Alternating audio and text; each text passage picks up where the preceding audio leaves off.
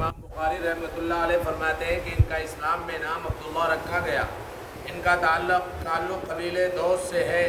حضرت طفیل دوسی کے ہاتھ پر مسلمان ہوئے اور مکہ مکرمہ میں آ کر حضور صلی اللہ علیہ وسلم سے ملاقات بھی کی، لیکن وطن واپس ہو گئے۔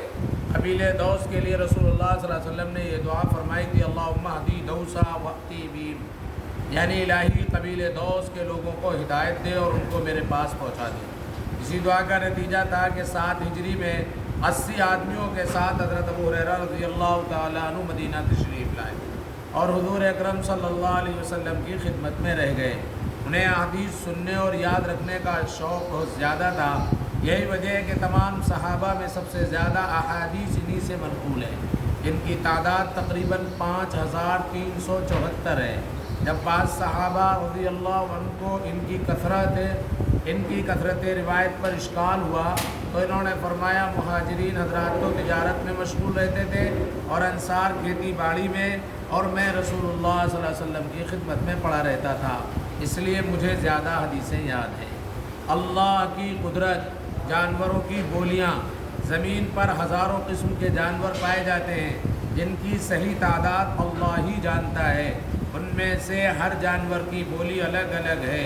گھوڑا ہنہناتا ہے، ہاتھی چنگھاڑتا ہے، شیر دہاڑتا ہے، طوطا تتلاتا ہے۔ ذرا غور کیجئے، ان ہزاروں قسم کے جانوروں کو الگ الگ بولیاں کس نے سکھائی، جس سے ہمیں اندھیرے میں بھی اندازہ ہو جاتا ہے کہ فلاں جانور کی بولی ہے۔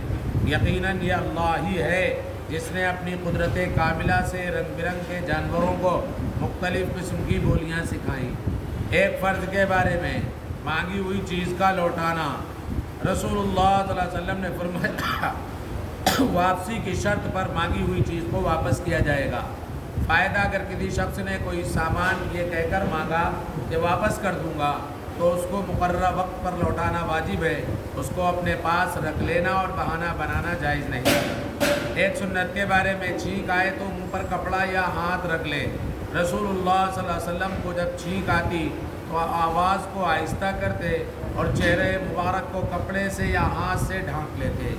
یہ ایک اہم عمل کی فضیلت، استغفار کی پابندی پر انعامات۔ رسول اللہ صلی اللہ علیہ وسلم نے فرمایا، جو شخص استغفار کا اہتمام کرے گا تو اللہ تعالیٰ اس کے لیے ہر تنگی سے نکلنے کا راستہ بنا دے گا اور ہر غم سے خلاصی اور چھٹکارا دے گا، اور ایسی جگہ سے رزق عطا فرمائے گا جہاں سے گمان بھی نہ ہوگا۔